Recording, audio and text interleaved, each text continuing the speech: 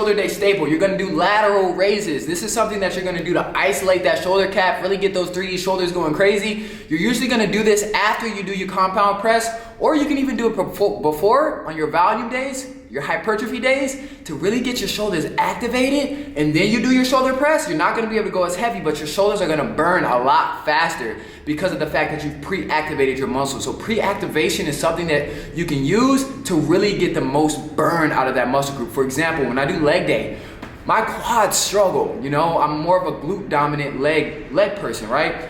So what I do is I activate my quads first before I get into leg day with quad extensions, with lunges, and you know, things like that. And then I'll go into my squats, close stand squats. That's gonna hit my quads. For example, for girls, for guys, if you wanna get your booty, right? You wanna get your glutes activated. A lot of people cannot get their glutes activated because the fact that you haven't used glutes in so long. You know what I'm saying? Like sitting down all day, you're walking. I mean, walking, you're using them, but you're not actually isolating them. So a lot of times you'll see people use bands, right?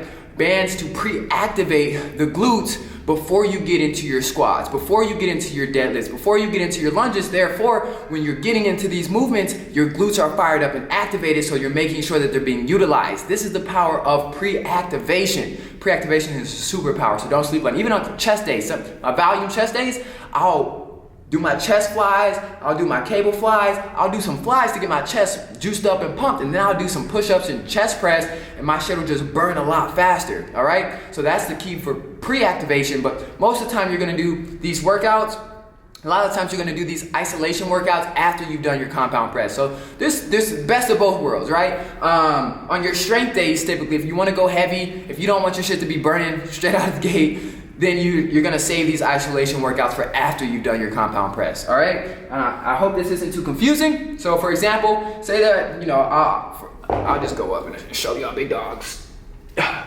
So for example, right, we'll go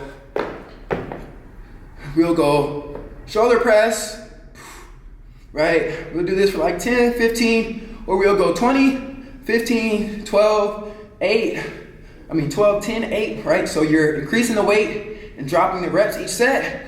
And then after you're finished with that, you're gonna drop that. You're gonna go to lateral raises. You're gonna go lighten the weight. You're gonna raise.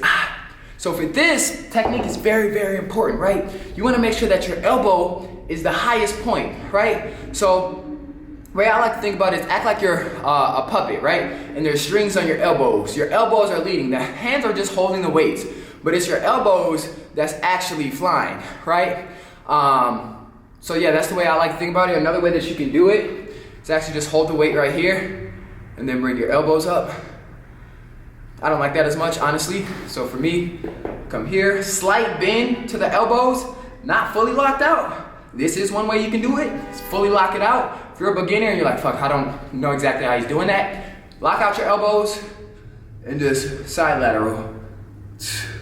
This great place to start, but I like to have a slight bend to my elbows, and then I'm gonna be throwing it, instead of straight to the side, slight bend to the elbow, and I'm gonna throw it up, right? Throw it up in front of me, but also make sure that my elbow is the leading factor. So it's like boom, boom, boom, boom, and it's gonna take practice. It's probably look a little funny, feel a little funny for a little while, but the more you practice it, the better it's gonna get, all right? So again, so we're gonna come here, boom, boom, boom, boom, boom. And then just to show you all the other variations, we got this, boom. There's also a machine that does this exact same thing. The machine has little pads right here on the elbows, and you're basically just pushing it up on the machine. That's a great way to do it as well. Or you can lock out, come straight to the side. All right, so that's gonna be a shoulder isolation. That's gonna be the side lateral raise. You also have the front lateral raise that's gonna hit the front delt. So similar, more simple, just gonna bring it in front of you. Boom, boom. And again, it's not about going heavy. I would honestly go lighter with these right now. You want to control it. You're not swinging it, right? You're controlling it. You can also alternate. So doing them at the same time is gonna be harder. You can also alternate 1, 2, 1, 2. That makes it a little bit easier because while this one's coming up, this one's resting. While this one is coming up, this one's resting, right? If you do it at the same time, you never get a break. So it's harder, all right?